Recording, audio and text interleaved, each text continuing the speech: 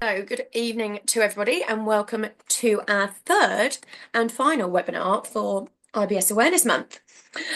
So my name's Tilly. I'm the Communication and Marketing Manager here at the IBS Network, and I'll be your host this evening, or one of your hosts. So we're kicking things off with a very special guest, the brilliant Laura Tilt. She's a registered dietitian and health writer with a specialist interest in gut health and disordered eating. So before we get started, just a few housekeeping rules.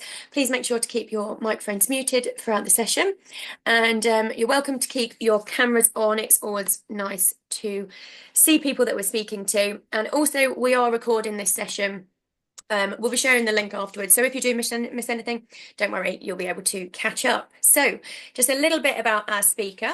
So after completing a bachelor's degree in nutrition and and a master's in public health nutrition, Laura trained as a dietitian, qualifying in 2012. Laura began her career in the NHS and went on to specialise in gastroenterology. So during this time, she ran an IBS clinic and completed training in the low FODMAP diet and developed a podcast dedicated to helping people understand and manage IBS. Now working as a freelance dietitian, Laura supports people living with IBS and those navigating a difficult relationship with food. She's also head of nutrition at Field Doctor, who developed the UK's first low FODMAP meal range. So without further ado, I will pass you over to Laura. Welcome. Thank you, Tilly. Right, let's see if we can get my slides loaded up. Perfect, yeah. Right. Awesome. Can you see that? Yeah, that's perfect. Right. Everyone can see that, yeah? Yeah, great. Thank you for the kind introduction. This is the first time I've done a webinar for the IBS Network. So thank you for hosting me. I'm excited to be here. So I'm going to be talking.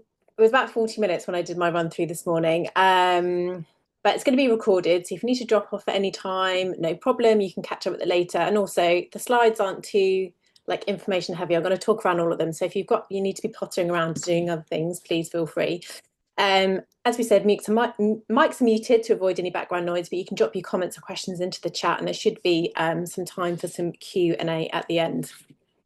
So Tilly did very kind introductions. I don't need to sort of go into my experience anymore, but I just wanted to tell you a little bit more about how I came to work with people with IBS, which Tilly touched on. And yeah, once I'd become a dietitian, I started work at UCLH Hospital in London, and I specialised in gastroenterology. And then I was asked to run a clinic for people with IBS on a Tuesday afternoon. And this was it's probably about 12 years ago now, so it's before the FODMAP diet, and it was actually before any of the guidelines had been published about how best to manage IBS through diet. And so I really didn't feel like I had a lot of tools in my toolkit at that point. But what was interesting to me is that so many people were coming in and just feeling so confused about diet. There was lots and lots of misinformation around at the time around how to manage IBS with diet. People were on incredibly restricted diets. I remember somebody coming in existing only on apples and crackers because she'd taken various tests that had told her to cut out everything else.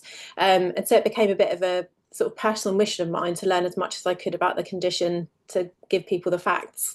The following year, the FODMAP diet arrived in the UK, which was quite a career-changing moment for me and a life-changing experience for a lot of the people that I was working with who had, for the first time, a really effective solution or therapy for their IBS symptoms.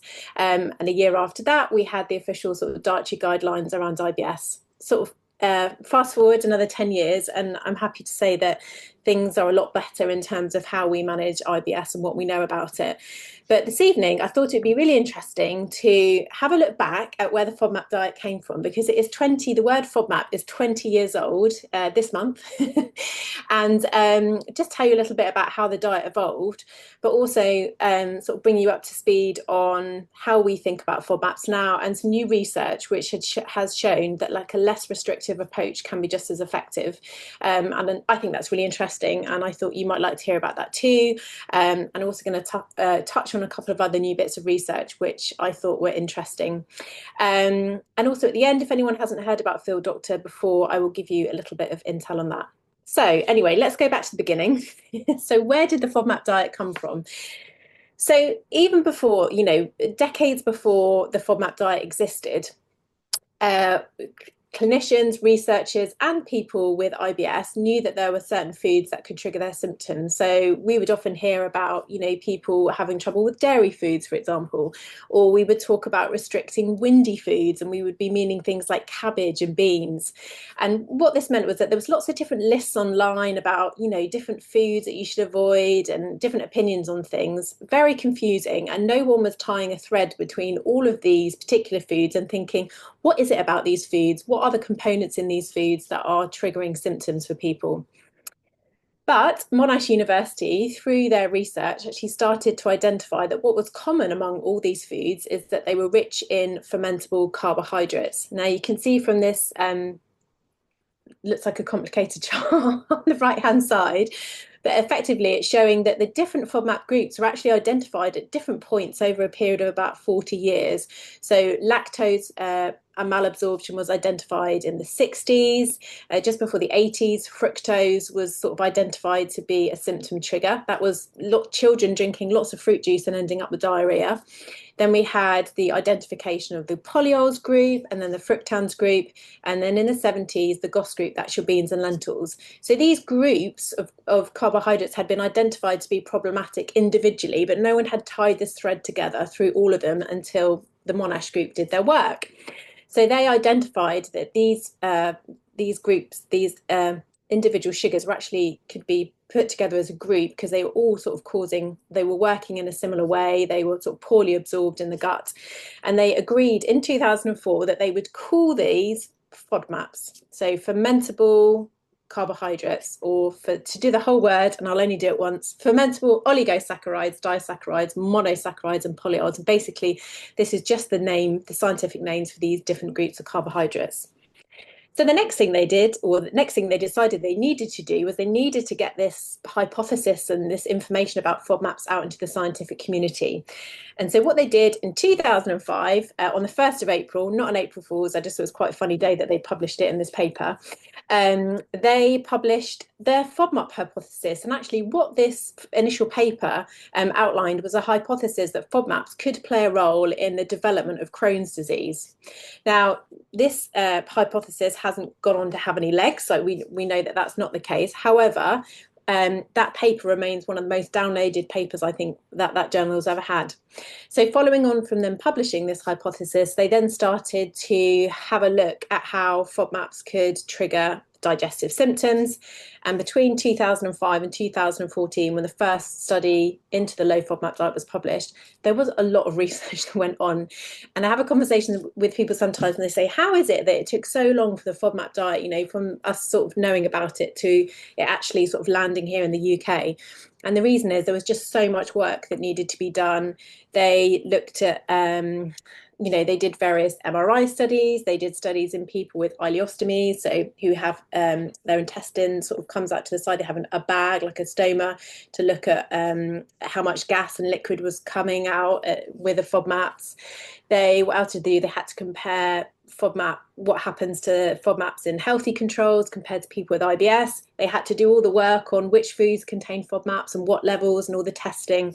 And then finally, they got to try out a low FODMAP diet in a very controlled way, so where all the food was delivered, and that was shown to be effective. And then the next step was actually, can people follow this in real life, like in their own homes, choosing their own foods? Is it possible for them to do that too? And that was a study that we had in 2014 that showed that yes, it's possible, we can teach this diet. And the results from that study showed that about 70% of people with IBS felt better when following a low FODMAP diet. I was then trained in the diet in 2014. So some researchers from Monash University in Australia came over to London, and I was, one of the first dietitians to be trained in 2014. So that was 10 years ago now. And during that time, the FODMAP diet has expanded massively all over the globe, and it's now used as a primary therapy for managing IBS. And it started to be explored as a potential therapy and other conditions where functional symptoms are also a problem, such as endometriosis, and Crohn's. But interestingly, it's also started to be adapted in new ways to make it more accessible to people. And one of those ways is something called the FODMAP lite, or potentially like a Mediterranean style version. And these are the things that I would like to talk to you or share a bit more about tonight. So first, let's have a look at how FODMAPs affect an IBS gut. And so what we knew then and what we know now. So the research that Monash had and when they first published the diet is that FODMAPs aren't very well absorbed in the gut. So normally when you consume carbohydrates, they are broken down in your tummy, and then they are go into your small intestine, and they're absorbed through the walls of the small intestine into your bloodstream, where they're used for energy or tucked away for use later. But for various reasons, FODMAPs aren't well absorbed in the gut, so they travel right through your small intestine, and as they go through, they pull water with them, and this can, for some people, trigger diarrhea. Now, once the FODMAPs land in your large intestine, they meet your gut bacteria, and your gut bacteria break those FODMAPs down. They can ferment them really easily, and when they break them down, they produce gas as a byproduct, and this gas can stretch the walls of the intestine and trigger pain and bloating. So we knew that was the kind of mechanism for which FODMAPs triggered symptoms back then. What do we know now? Well, it's still the same in terms of that's still the process by which FODMAPs can trigger symptoms, but we have a bit more information, which is that FODMAPs behave exactly the same in people with IBS as with healthy controls. So I don't have IBS, and if I eat FODMAPs, the same response would happen in terms of they would be poorly absorbed in me, and they would also land in my large intestine. But the difference, or the thing that's actually making the difference in terms of triggering symptoms, is the fact that the gut wall is hypersensitive in people with IBS. So we see that these nerve endings are really sensitive to being stretched, and it's not excessive gas. So somebody with IBS isn't producing more gas when they eat FODMAPs than somebody that are healthy control. It's just that they have this hypersensitivity in the gut wall, which is triggering symptoms. There's also evidence that some of the compounds that your gut microbes make when they break down these FODMAPs might play a role in sending or signaling pain in the brain. And there was a potential role that there is some gut permeability in IBS. So this is sort of more commonly, I guess, referred to as like leaky gut. So, and that this may play a role as well. Okay.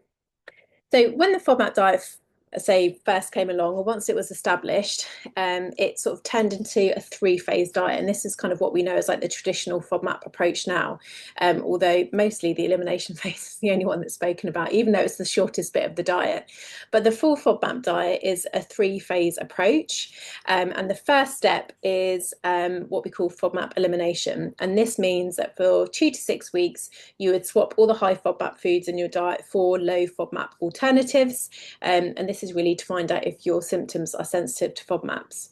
If you respond well, so if your symptoms improve during this time, it suggests that at least some FODMAP groups are a trigger for you, and you'll move on to FODMAP reintroduction. And this can take 8 to 12 weeks. So this is actually quite a time-intensive bit of the diet. What you do is you reintroduce each FODMAP group one at a time in increasing amounts over 3 days to see which FODMAPs trigger your symptoms. And then once you've been through that bit, you would move on to FODMAP personalization, which is like the longest part, really, again, which no one talks about, which is you will continue on reintroducing back all the foods that you sort of passed during reintroduction that didn't trigger your symptoms, and you'll only continue to restrict the ones that did. So that's the traditional diet. And in the future, one of the things that's challenging about a FODMAP diet at the moment is not knowing who's going to respond. So we know that not everybody gets improvement from a FODMAP diet. It's somewhere between 40 and 70% of people. And at the moment, we can't predict who is going to respond to it. And, obviously that first initial period can be quite a lot to go through if you don't get any symptom benefit from it. But there is some research there is some research happening at the moment that's looking at, can we test somebody's microbiome? Can we look at the type of compounds that the microbes are making when they're breaking down FODMAPs? And from this, can we predict who will respond to a low FODMAP diet? And some quite promising research there. So in the future, we could have a situation where somebody will be able to come into clinic, give us a stool sample, and we'll be able to more confidently predict whether they are an ideal candidate for the low FODMAP diet or not. Okay, so that's currently how the diet works. So what's been good about it? So I don't know, I can't see that many of you here, but I was wondering how many of you are on the diet or have done the diet before. Maybe you can tell me in the comments. But what's been good about it from a dietitian's perspective is that there's loads of really good evidence that this is a very effective diet. Anecdotally, I was sharing with Tilly before we came in line that my mum was one of the ones that I first taught the diet to. She had very severe IBS, and it was pretty life-changing for her. I worked with people who developed IBS after radiation therapy, and I worked with people who had IBS and couldn't really leave the house. And so for these people, it was totally life-changing. And over the 10 years or so that I've taught it, we've learned to teach it in different ways. So I teach it online, I've taught it in groups, taught it one-to-one, and I've also helped to develop courses as well for people who maybe can't access one-to-one dietitian support. In the meantime, the FODMAP diet has been adopted and used globally, and it's now either a first or second line therapy in many countries. And what I mean by that is, as a first line therapy, it's one of the first things that is recommended to people.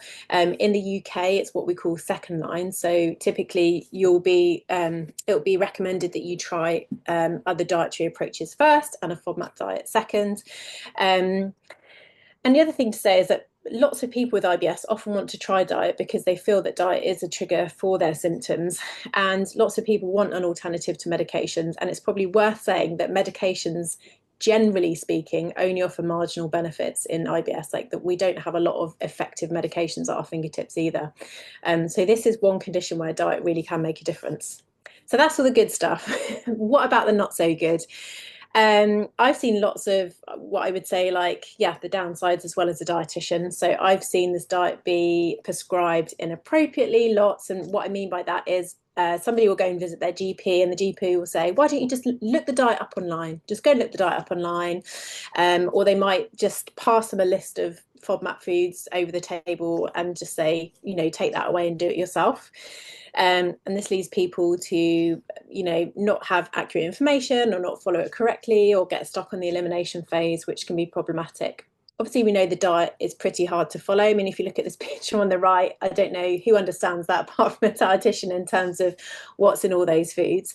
And obviously it can, it's restrictive. It does limit what your food choices. It makes it much more difficult, to eat out, to make family meals. If you want to go and grab a sandwich when you're out, that can become a real headache.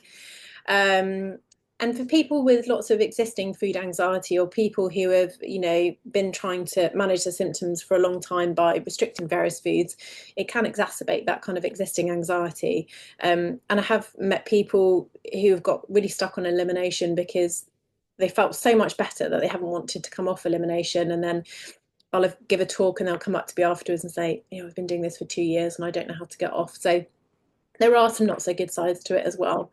And I guess this is where some of this new research has sort of been, this is why I think the new research is so interesting.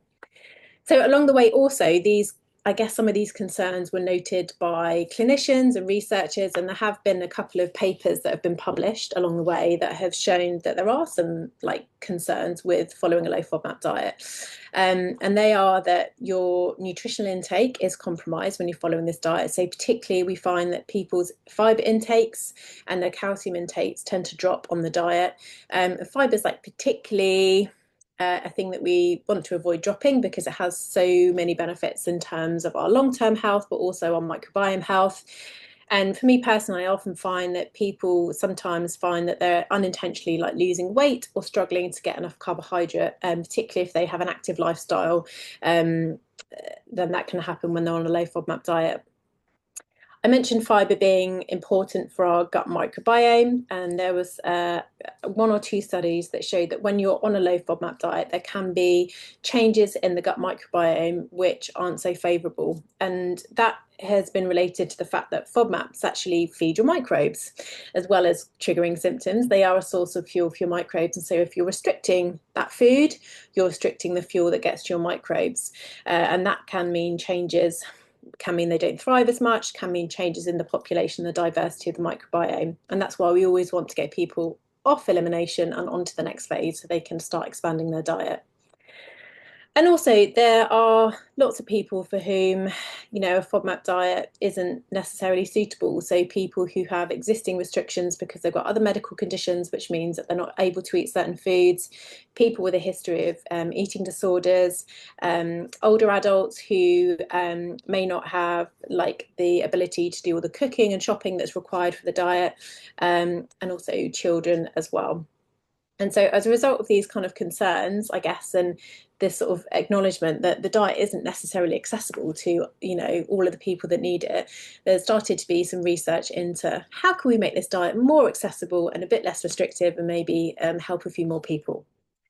And so that has led to a couple of different kind of areas of research, which I'm going to tell you a bit about now. So, and that's the FODMAP lite, and also the potential for a Mediterranean or a FODMAP Mediterranean diet.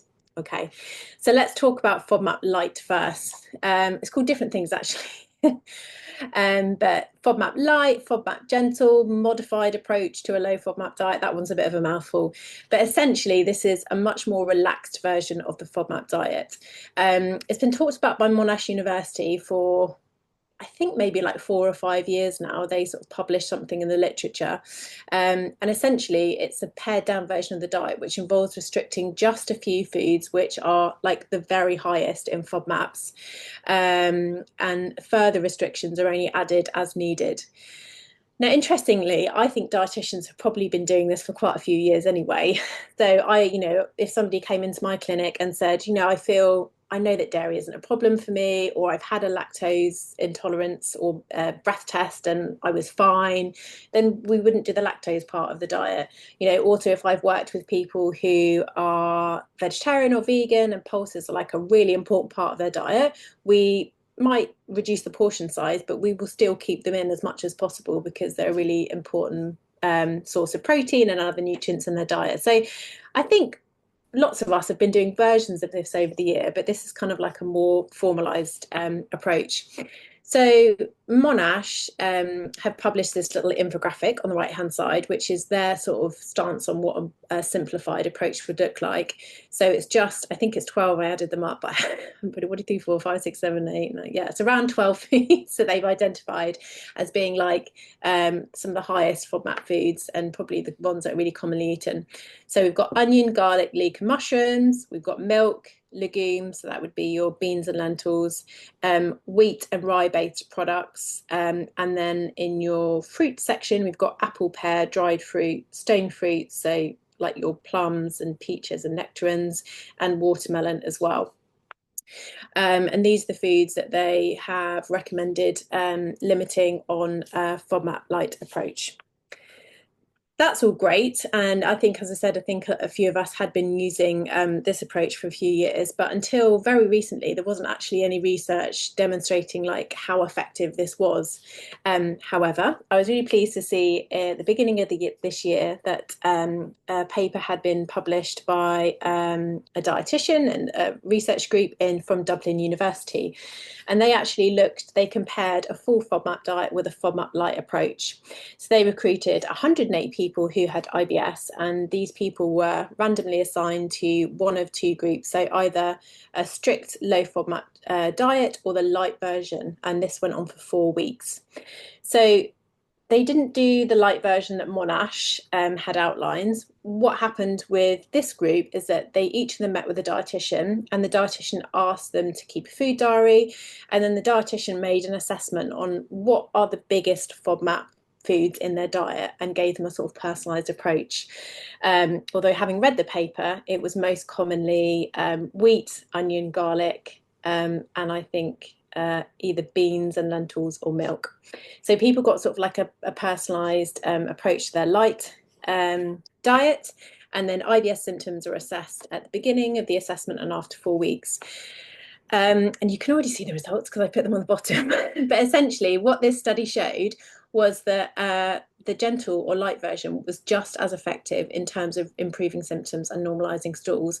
There was no difference. So one group didn't do better than the other. They both did really well. And in both groups, there was a significant improvement in terms of stools and symptoms, which I think is amazing. And it was a small study, but I think it is one that's really relevant because it was done in a very real life situation of, someone coming to see a dietitian, going and doing this diet at home and getting good results. Then, when I was putting this talk together, I actually came across some more research, which has only just been published. This was published in February, I think February or March this year. So, a research group in the United States did two really interesting studies, and again, it was off the back of the fact that they knew that FODMAP diet is really effective, but it can be complex and restrictive, and they wanted to start having a look at how can we make this diet easier for people. So in their first study, what they wanted to do was identify what are the FODMAPs that are causing people the most trouble, and then we're going to focus on those when we do our light version. So they did a really clever study where they put a group of people onto a full low FODMAP diet, and everybody that had good symptom improvement moved on to reintroduction. Then in the reintroduction phase, where you reintroduce the FODMAP groups, they blinded this bit by by putting the FODMAP they were testing into brownies. So during the reintroduction phase, no one was aware what they were consuming in terms of the FODMAP group. And I think that's really important because some of us feel quite anxious about, for example, reintroducing onion or garlic, and that anxiety in and of itself can induce symptoms. So people were totally blinded to what they were being tested in. They would eat the brownies and then report the symptoms. And that sounds a bit weird, but you can isolate the FODMAP. So this wasn't a case of like putting onion in the brownie. It was that the fructan content had been, it can be, I guess, isolated and powdered, and it was put into the brownie in the amounts that were needed.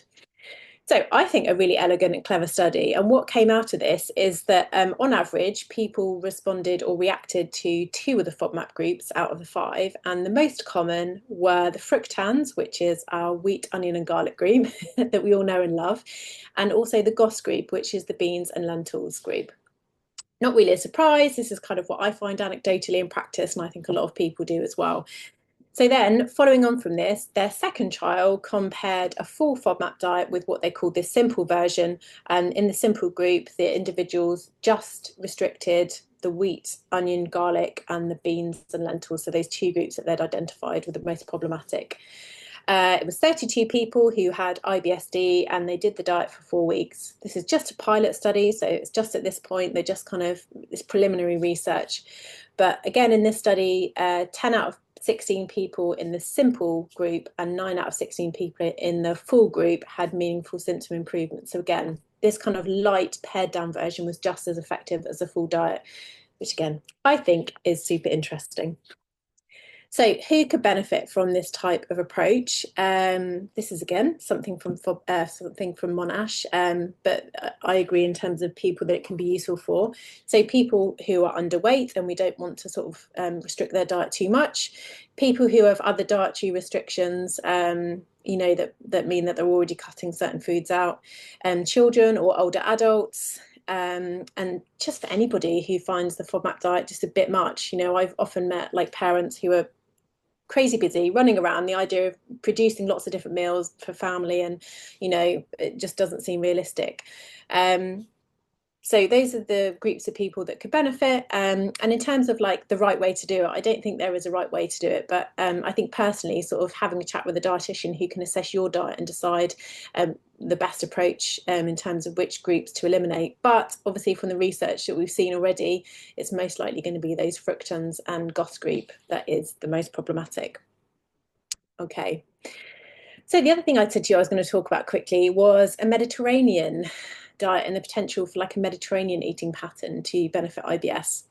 So in terms of why this might be interesting, so first of all, like there's no single Mediterranean diet. So when we talk about Mediterranean eating patterns or Mediterranean style diets, really talking about the types of foods and eating patterns that are traditional to the countries which border the Mediterranean Sea. And I think there's 21. And as you can imagine, they're all quite different. They have different foods, but it's these characteristics of the diet that they have in common. So, for example, lots and lots of fruits and vegetables. They use olive oil as their main source of fat. They only eat red meat once or twice a week. Fish, poultry, and eggs are included, but they're never really like the star of the meal. They also kind of come along with other components like grains and pulses as well. And Mediterranean style eating patterns are one of the most studied types of healthy eating pattern, and have been shown to be one of the healthiest eating patterns we can follow. It seems to be good for helping to reduce our risk of lots of different chronic diseases, but also positively have anti-inflammatory effects, beneficial for our mental health, and have positive effects on the gut microbiota because it's delivering lots of good stuff to your microbiome. So fiber, polyphenols, which are compounds in plant foods which help your good microbes to grow, and you find those in it's the colourful bits of fruits and vegetables, and olive oil that's extra virgin has polyphenols. It's that bitter taste that you get. So interestingly, some research shows that the diets of people who have low adherence to a Mediterranean style diet, and they do this by scoring. So there's certain things that you can score. So if you eat lots of olive oil, you would score quite highly. And, basically people who have a diet which looks very, very different to a Mediterranean style diet actually seem to have a higher likelihood of developing IBS. And so it's led a few researchers to wonder if, because of the anti-inflammatory effects and the benefit for gut microbiome, which we know has changed in IBS, could there be a role for the Mediterranean diet? So there's been a couple of studies, small studies, but interesting nonetheless. So this first one compared what they called a Mediterranean balanced diet with a gluten-free diet and a low FODMAP diet. This was in Italy, and it were 42 IBS patients were recruited, and they followed each of the diets for 4 weeks. I tried to have a really good look at what the Mediterranean diet involved. There wasn't an eating plan, but they were educated on increasing certain types of fibre, not skipping any meals, so making sure they had 3 balanced meals every day. And also, interestingly, sort of making sure that their FODMAP content was balanced over the 3 meals. So they weren't told to restrict FODMAPs, but just make sure that they were kind of equally distributed over the day. And then again, IBS symptoms were assessed at the beginning and the end of the 4 weeks. And what they found was that all 3 diets improved symptoms and quality of life. And when asked to pick which they preferred, patients found the Mediterranean diet the easiest to stick with, probably because it's quite native to where they live, but also, it's a lot easier to follow than a low FODMAP diet. So the second study, this is actually from some researchers at Monash University. So Heidi Staudacker is the lead author here, and she was one of the initial group who came over to the UK to bring the FODMAP diet over here. So they compared, or her group, this research compared a Mediterranean diet with basically no advice, like just follow your normal diet. So this study was published last year, and they recruited 59 people who had IBS, but also who had either mild anxiety or depression. And the reason they did that is because they were interested in the ability of the Mediterranean diet to positively impact mental health. And we know that anxiety and depression can often coexist alongside irritable bowel syndrome. So 29 people followed a Mediterranean style diet, and 30 people were just told they were the control group. So don't do anything, just follow your normal diet. And the pilot study lasted for 6 weeks. In this study, the Mediterranean diet involved having a 30-minute meeting with a dietitian who explained to you how to introduce Mediterranean diet principles into your diet. So talking again about lots of fruits and vegetables, using olive oil, including nuts, and also they got a hamper of food to help them with that and some personalised advice. And then, as I said, the habitual diet, there was no change in the diet at all. So at the end of 6 weeks, again, based on symptom scores, there was a significant improvement in IBS symptoms in the Mediterranean diet versus a habitual diet. And I've put minus 113 IBS SSS. And what that means is, because we don't have any way of testing how severe someone's IBS is from taking a blood measurement, we use something called a symptom severity score. So you'll be asked to rate your symptoms like abdominal pain and your stools on a scale, and that gets added up into a number, and an improvement of 50 points is seen as significant because that's kind of what's used in drug trials. So just to explain that to you. So essentially, on average, people had a reduction an improvement of 113. So pretty significant. So yes, it's quite a new study, and they sort of acknowledged that it was a pilot study. It's quite small, but I think they're planning some more studies as a result. So there does seem to be good potential for the Mediterranean diet. We certainly need bigger studies, and I think one of the things that they sort of questioned at the end is whether, could we compare a Mediterranean with a low FODMAP Mediterranean to sort of see if you can get additive effects from adding some Mediterranean principles. And it seems like it could be a really good option for people who maybe have anxiety or depression, because we know about the positive effects of the Mediterranean diet for mental well-being. But what I would say is you can add the principles of a Mediterranean diet to your low FODMAP diet yourself. And this is actually one of the things that we do at Field Doctor, because all of our meals are based on the Mediterranean diet. So just some ways that you could think about doing that would be to use olive oil as your main source of fat. So not just in cooking, but also drizzling on salads, putting on veggies, putting on toast, or drizzling over toast instead of butter, including pulses. So I know a lot of people get quite anxious about using pulses, and I have talked about them being symptom triggers, but it's really important to remember that you can have low FODMAP serving sizes. I'm going to make a broad generalization here and say it's about 2 tablespoons. You can find the exact amounts on the Monash app, but yeah, just as a guide, like having a couple of tablespoons within a low FODMAP salad would be a really positive thing to do. Include a handful of nuts daily. So there's lots and lots of studies showing that including, it's about 30 grams, luckily that's about a handful, has lots of positive impacts in terms of heart health, linked to anti-inflammatory effects as well.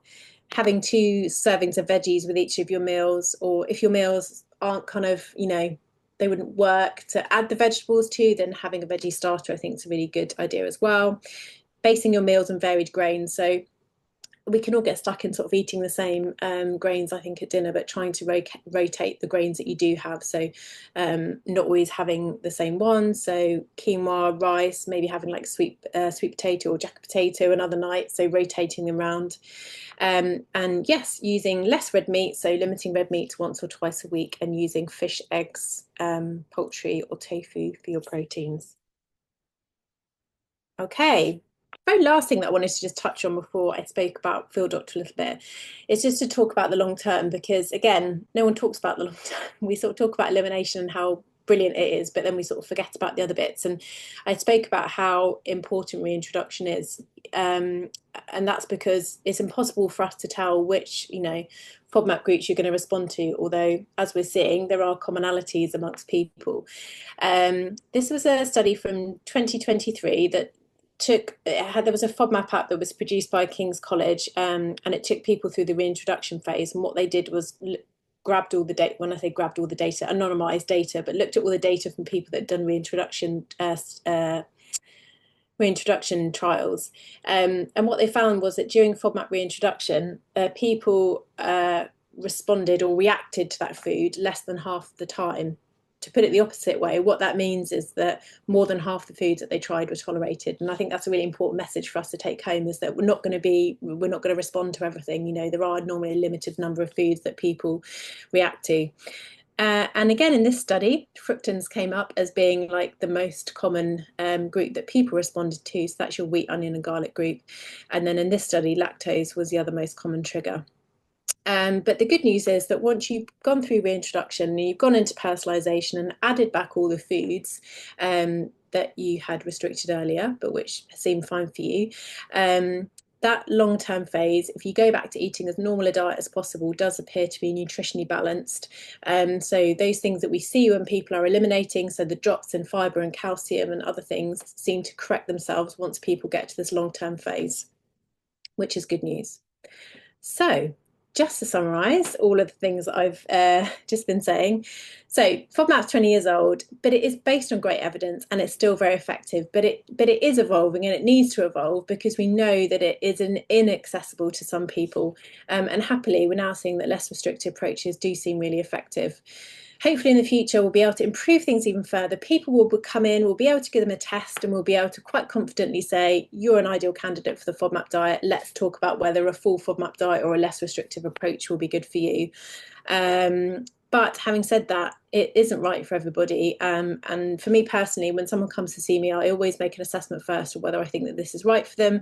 And certainly if somebody has symptoms which are more driven by stress, for example, I would certainly explore other therapies before I looked at something like a FODMAP diet.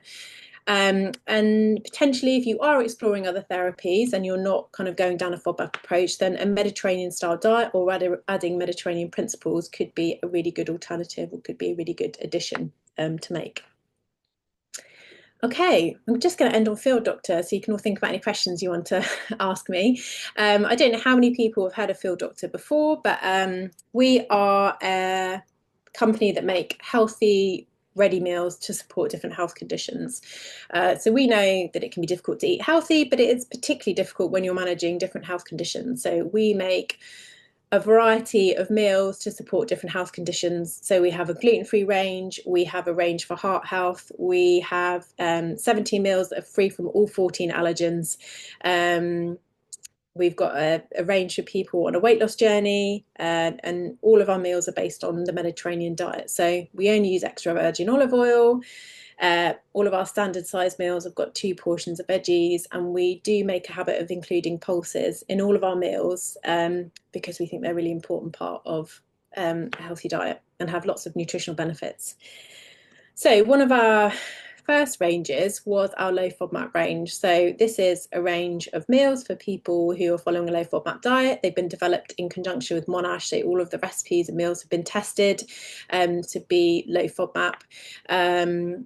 And yeah, we also have like a low FODMAP course as well. But these meals are like one of our core ranges, and we have vegetarian and vegan and ones that do contain meat and fish as well.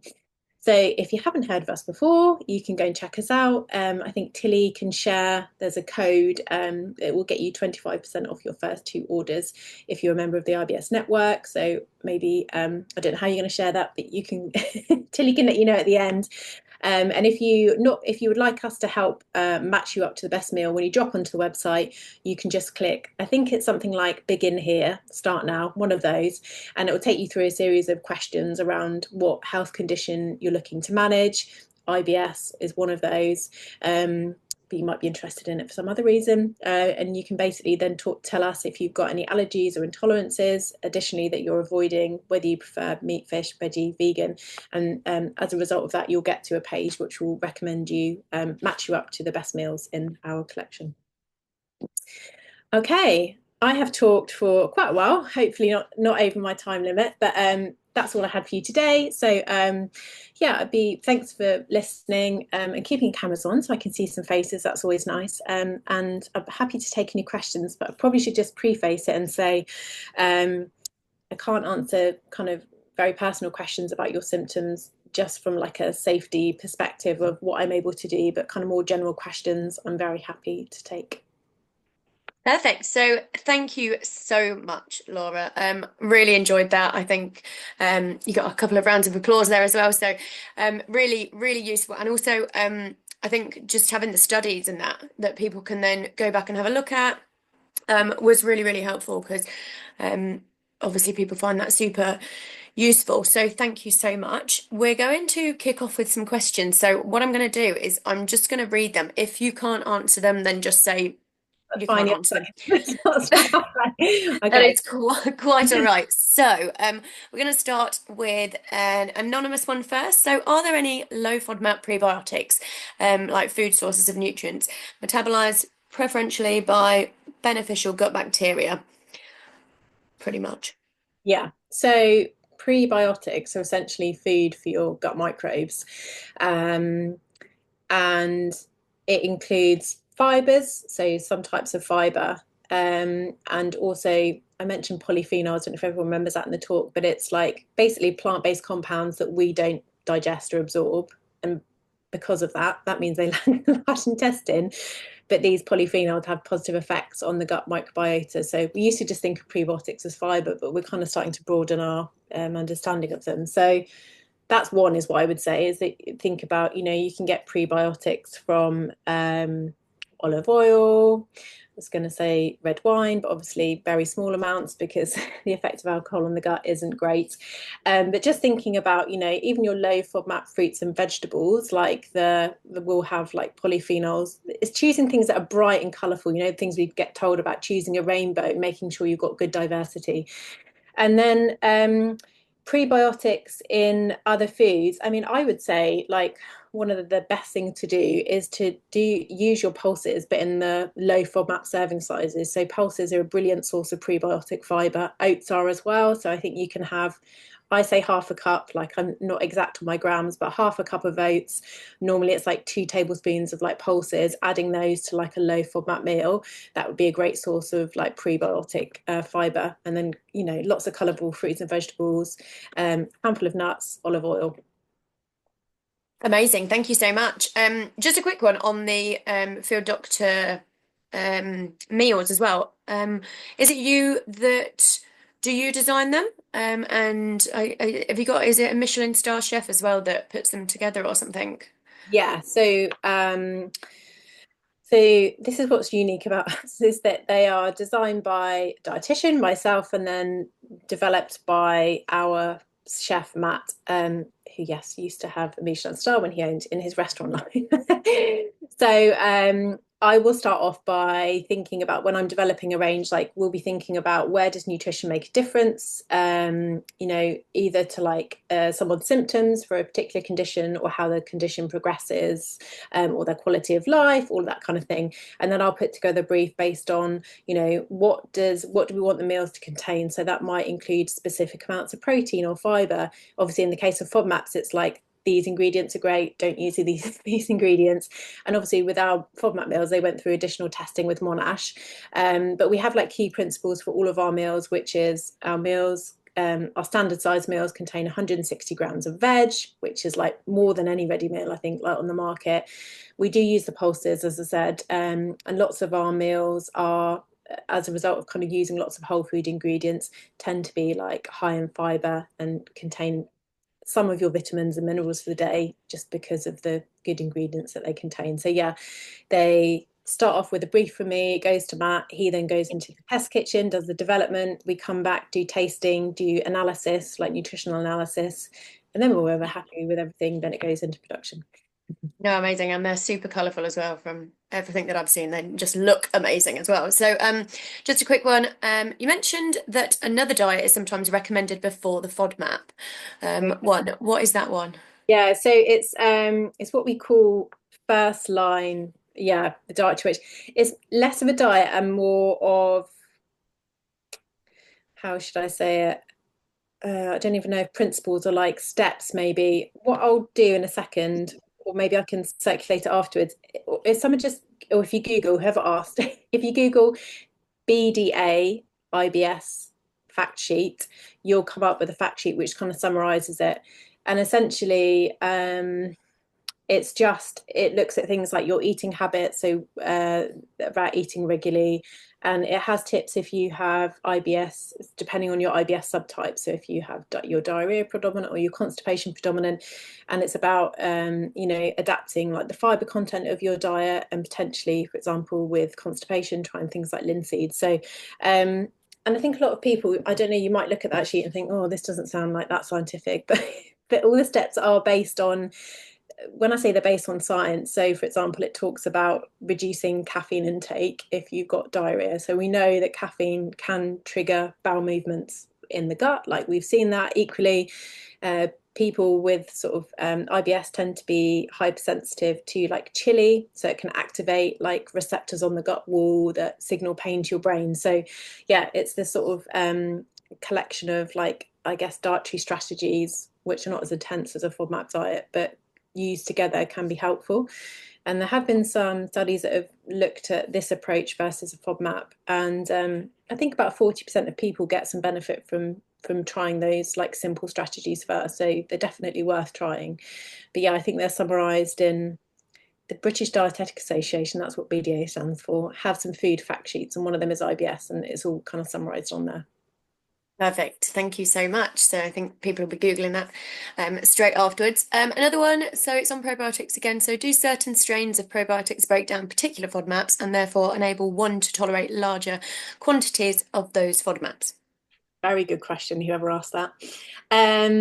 Yes, so I guess a really good example of this is with some fermented foods. Um, so fermented foods are a little bit of a minefield for people with IBS because fermentation increases the FODMAP content of some, but it actually decreases the FODMAP content of others. So, for example, with kefir and yogurt, so they're fermented milk products, the bacteria that are used to make those products actually break down the lactose because they express the enzyme that breaks it down that people with lactose malabsorption don't have or don't have enough of. So kefir in people with lactose intolerance, kefir and yogurt are tolerated better. And what I mean by that is people tend to have less like gut symptoms, so less gas, bloating, diarrhea when using those foods. Another good example is sourdough bread.